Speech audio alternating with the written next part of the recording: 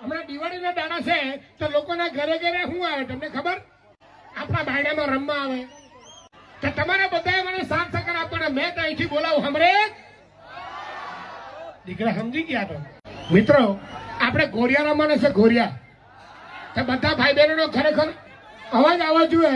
તમામ મિત્રોનો હાથ હોય બોલો હમરે હમરે હમરે હમરે. હમ ભાઈ ધીમે રહીને રમો ભાઈને તમારી સબાસી થાય. હમ ભાઈ ધીમે રહીને રમો ભાઈને તમારી સબાસી થાય.